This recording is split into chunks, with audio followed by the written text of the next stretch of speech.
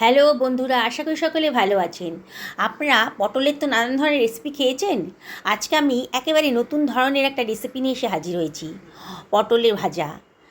এই পটল ভাজাটা এতটাই স্বাদিষ্ট যে আপনারা একবার যদি খান না, তাহলে বারে বারে এরম করে বানিয়ে খেতে ইচ্ছে করবে। একেবারে নতুন ধরনের একটা রেসিপি, আপনারা শেষ পর্যন্ত ভিডিওটা দেখুন, আশা করি খুব ভালো লাগবে। আমি ছখানা বড় সাইজের পটল নিয়ে নিয়েছি। পটলগুলো আলু থেকে পরিষ্কার করে ধুয়ে রেখে দিয়েছি। এবার পটলের গাটা ছুরি দিয়ে একটু চেঁচে নেব, পুরো খোসা ছাড়বো না, ছুরি দিয়ে চেঁচে নিচ্ছি। দেখুন কীভাবে করছি। খোসাগুলো চাচা হয়ে যাওয়ার পর আমি পটলের মাথার দিকটা আর পেছনের দিকটা কেটে বাদ দিয়ে দিলাম। এবার পটলটাকে আমি মাঝখান দিয়ে কেটে নিচ্ছি। সমস্ত পটলগুলোকেই আমি এইভাবে কেটে নেব। বন্ধুরা, রেসিপিটা বানানো কিন্তু একেবারেই সোজা, আর খেতে কিন্তু দারুণ সুস্বাদু। আমি পটলের ভেতরের অংশটা চামচ দিয়ে কেটে বাদ দিয়ে দিচ্ছি। দেখুন কীভাবে করছি। এবারে একটা খোলের মতো তৈরি করে ফেললাম, ঠিক নৌকার মতন মনে হচ্ছে, তাই না? এইভাবে ভেতরে সমস্ত বীজ আর দানাগুলো ভেতর থেকে আমি বার করে নিচ্ছি চামচের সাহায্যে। এটা দিয়েও নানা রকম রেসিপি হয়, তবে আজকে আমি এটা দিয়ে করব না। আজকে ভেতরে পুরটা দেব অন্য জিনিস দিয়ে। সমস্ত পটল থেকে ভেতরের অংশটা আমি বাদ দিয়ে নিচ্ছি। এইবারে এর ভেতরে আমি দিয়ে দিচ্ছি 1/4 টেবিল চামচ মতন লবণ, আর দিয়ে দেবো 1/4 টেবিল চামচ মতো হলুদের গুঁড়ো, আর দিয়ে দেবো 1/4 টেবিল চামচ মতো লঙ্কার গুঁড়ো দিয়ে সব কিছু ভালো করে মাখিয়ে নিচ্ছি পটলটার গায়ে। প্রতিটা পটলের টুকরোকে ভালো করে মশলার সাথে মিশিয়ে নিতে হবে, তাহলে কিন্তু দারুণ সুন্দর টেস্টি হবে। দেখুন আমি কীভাবে করছি। পটলের নানান রেসিপি তো আপনারা খেয়েছেন, এটা বোধহয় আপনাদের কাছে একেবারেই অজানা। দারুণ সুস্বাদু। এটা স্ন্যাক্স হিসেবেও খেতে পারেন, আবার গরম ভাতে ডালের সাথেও খেতে পারেন, কিংবা শুধু এটা গরম ভাতের সাথেও খেতে পারেন তেল দিয়ে মেখে। একটা বড় সাইজের পেঁয়াজ নিয়ে নিয়েছি, পেঁয়াজের খোসাটা আমি কেটে বাদ দিয়ে দিচ্ছি। এবার পেঁয়াজটাকে আমি অর্ধেক করে কেটে নিচ্ছি, ওপরে সাদা অংশটা কেটে বাদ দিয়ে দিলাম। এবার পেঁয়াজটাকে আমি কুচি কুচি করে কেটে নিচ্ছি। আমি ছখানা পটলে করছি, তাহলে একখানা পেঁয়াজই যথেষ্ট। আপনারা যদি পটলের পরিমাণটা বাড়ানো কমানো করেন, তাহলে পেঁয়াজের পরিমাণটাও বাড়ানো কমানো করবেন। কতগুলো কাঁচা লঙ্কা নিয়ে নিয়েছি, আগে থেকে ধুয়ে পরিষ্কার করে নিয়েছিলাম। কাঁচা লঙ্কাগুলোকে কুচি কুচি করে কেটে রেখেছি। এখানে আমি প্রায় 200 গ্রাম মতন চিংড়ি মাছ নিয়ে নিয়েছি, খোসা ছাড়িয়ে তারপরে এটাকে পরিষ্কার করে ধুয়ে রেখেছিলাম। এবার চিংড়ি মাছটাকে আমি কুচি কুচি করে কেটে নিচ্ছি। আপনাদের কাছে যদি কুচু চিংড়ি থাকে তাহলে আর কাটার দরকার নেই, আর যদি একটু বড় সাইজের চিংড়ি মাছ থাকে তাহলে এভাবে কেটে নেবেন। দেখুন আমার চিংড়ি মাছটা কাটা হয়ে গেছে। একটা ফ্রাই প্যান গরম করতে দিয়ে দিয়েছি গ্যাস ওভেনে। এখানে 2 টেবিল চামচ মতো তেল দিয়ে দিলাম। তেলটাকে একটু গরম হতে দেব। তেলটা গরম হয়ে গেছে, যা কোণের ভেতরে দিয়ে দিচ্ছি 1/2 চামচ মতো গোটা জিরে। জিরেটাকে একটু ফ্রাই করে নেব। এবার দিয়ে দিচ্ছি কেটে রাখা পেঁয়াজ কুচিটা, দিয়ে সব কিছু ভালো করে মিশিয়ে নিয়েছি। গ্যাসের ফ্লেমটা কিন্তু হাইতেই রয়েছে, আর অনবরত কিন্তু নাড়তে হবে। দেখুন পেঁয়াজের কালারটা কিন্তু মিনিট খানেকের মধ্যেই চেঞ্জ হয়ে গেছে। এবার দিয়ে দিলাম 1/2 টেবিল চামচ মতো আদা রসুনের পেস্ট, দিয়ে আবারও সব কিছু ভালো করে মাখিয়ে নিচ্ছি। এবারে আমি এর ভেতর দিয়ে দেবো 1/2 টেবিল চামচ মতো হলুদের গুঁড়ো, 1/2 টেবিল চামচ মতো লঙ্কার গুঁড়ো, আর দিয়ে দেবো 1/2 টেবিল চামচ মতন লবণ, দিয়ে সব কিছু ভালো করে মিশিয়ে নিচ্ছি।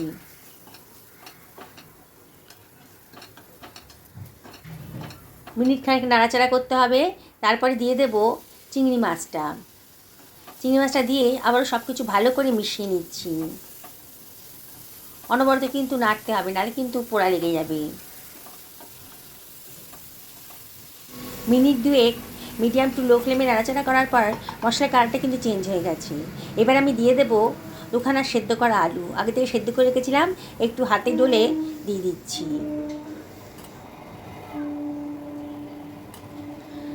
আলুটা দিলে বাইন্ডিংসে কাজ হবে, আর পুরটাও একটু মোটা হবে। এবারে সব কিছু ভালো করে মিশিয়ে নেব।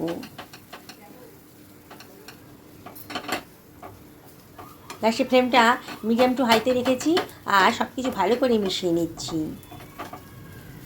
দেখুন বন্ধুরা, মশলাটার সাথে আলুটা কিন্তু ভালো করে মিশে গেছে। এর মধ্যে দিয়ে দেবো রোস্টেড জিরে গুঁড়ো, আর দিয়ে দেবো চাট মশলা 1 টেবিল চামচ করে, আর কাঁচা লঙ্কা কুচিটাও দিয়ে দিলাম। দারুণ সুন্দর টেস্ট আসবে। সব কিছু ভালো করে মিশিয়ে নিচ্ছি। দেখুন, খুব ভালো করে মিশিয়ে নিতে হবে। কড়াই গা থেকে কিন্তু পুরটা ছেড়ে আসছে। দেখুন ফ্রাই প্যানের গা থেকে কীরকম ছেড়ে আসছে, তার মানে পুরটা একেবারে রেডি হয়ে গেছে। এবার আরও খানিকক্ষণ নাড়াচাড়া করে এবার গ্যাসের ফ্লেমটা অফ করে এটাকে আমি অন্য পাত্রের ভেতর ঠান্ডা হতে দেব। ঠান্ডা হয়ে গেছে, মিনিট 2 বাদে আবার সব কিছু চটকে মেখে নিচ্ছি। দেখুন এবার পটলগুলোকে যে রেখেছিলাম ম্যারিনেট করে, কাটা পটলগুলোকে তার ভেতরে এই পুরটা দিয়ে দিচ্ছি। এইভাবে সমস্ত পটলের মধ্যে আমি এই আলু আর চিংড়ি মাছের পুরটা ভরে দেব। দেখছেন তো বন্ধুরা, বানানোটা কতটাই সোজা, আর এর স্বাদ কিন্তু সত্যি বলছি দুর্দান্ত। এইভাবে সমস্ত পটলের মধ্যেই আমি পুরটা ভরে দিচ্ছি। চেপে চেপে আঙুল দিয়ে ভালো করে পুরটা ভরে দিয়েছি। এ দেখুন আমার পুর ভরা পটলটা রেডি হয়ে গেছে। কিন্তু একটা পাত্রের ভেতর 1 টেবিল মতো কর্নফ্লাওয়ার নিয়ে নিলাম, আর 1 টেবিল চামচ মতো চালের গুঁড়ো নিলাম। এর মধ্যে 1 চিমটা লঙ্কার গুঁড়ো আর 1 চিমটা লবণ দিয়ে দিলাম। দিয়ে সব কিছু ভালো করে মাখিয়ে নিচ্ছি, মিশিয়ে দিচ্ছি আর কি। এবারে পুর ভরা পটলটাকে যেদিকে পুরটা আছে সেদিকে একটু কোট করে নিচ্ছি এই মিশ্রণটার মধ্যে, তাহলে পুরটা আর বেরোবে না, আর খেতেও বেশ মুচমুচে হবে। এইভাবে সমস্ত পটলগুলোকে আমি কোট করে নিচ্ছি। যে পোর্শনে পুর আছে সেই দিকটাই আমি মিশিয়ে নিচ্ছি। দেখুন বন্ধুরা, আশা করি আপনাদেরকে বোঝাতে পারলাম। এইভাবে সমস্ত পটলগুলোকে আমি রেডি করে একটা পাত্রের ভেতর রেখে দিচ্ছি। তৈরি হয়ে গেছে। একটা ফ্রাই প্যানের ভেতর আমি তেল গরম করতে দিয়ে দিয়েছি। এইবারে যেদিকে পুরটা আছে সেই দিকে মুখটাকে তেলের দিকে দিয়ে এইগুলোকে ফ্রাই করে নেব।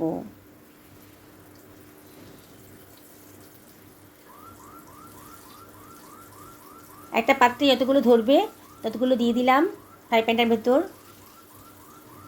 খুব বেশি একসঙ্গে দিচ্ছি না, ব্যাচে ব্যাচে ভাজতে হবে। এবার চামচে করে ওপর থেকে একটু তেল ছিটিয়ে দিচ্ছি। মিনিট খানেক এইভাবে ফ্রাই করে নেব। তারপরে আস্তে করে এগুলোটাকে উল্টে দিচ্ছি। নিচের পোর্শনটা ওপরে পাঠিয়ে দিলাম। দেখুন সুন্দর একটা কালার কিন্তু চলে এসেছে। এইভাবে পটলটা আমি ভেজে নেব। বন্ধুরা, রেসিপিটি যদি ভালো লাগে তাহলে লাইক শেয়ার কমেন্ট করতে কিন্তু ভুলবেন না। নতুন বন্ধুদেরকে রিকোয়েস্ট করবো আমার চ্যানেলটা সাবস্ক্রাইব করার জন্যে। পাশে থাকা বেল আইকনটা অবশ্যই ক্লিক করে দেবেন, তাহলে আমার রান্নার নোটিফিকেশানটা আপনারা চটজলদি পেয়ে যাবেন। দেখুন উল্টে পাল্টে আমি পটলগুলোকে ভেজে নিচ্ছি। গ্যাসের ফ্লেমটা কিন্তু মিডিয়াম টু হাইতেই রেখেছি।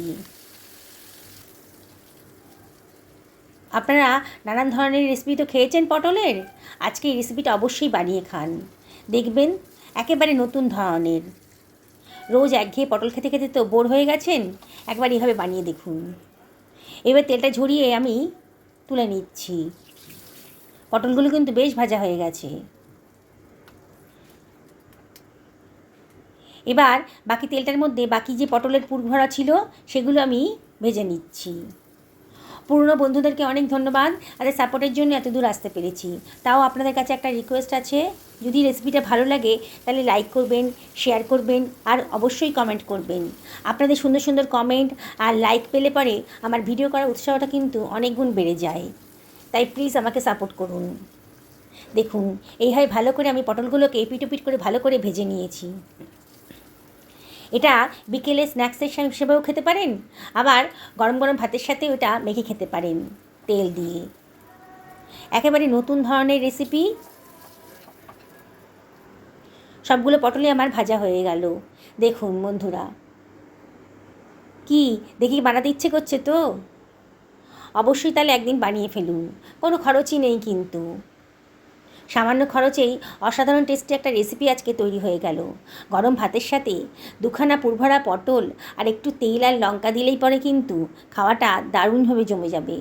একবার এইভাবে খেয়ে দেখুন, আর আমাকে অবশ্যই কমেন্ট করে জানাবেন যে আপনাদের এই রেসিপিটা কেমন লাগলো। আশা করি ভীষণই ভালো লাগবে। একবার যদি খান না, বারবার করে এইভাবে বানিয়ে খাবেন। সত্যি বলছি বন্ধুরা, সত্যি অসাধারণ। একেবারে নতুন ধরনের, নতুন স্বাদের একটা রেসিপি। দেখুন পটলটা কিন্তু খুব ভালো করে সেদ্ধ হয়ে গেছে, মানে ভাজা হয়ে গেছে। এখনও খুব গরম আছে। অবশ্যই একদিন বানিয়ে ফেলুন। সকলে ভালো থাকুন এই কামনা করি আজকে ভিডিওটা এখানে শেষ করলাম। নমস্কার নেবেন।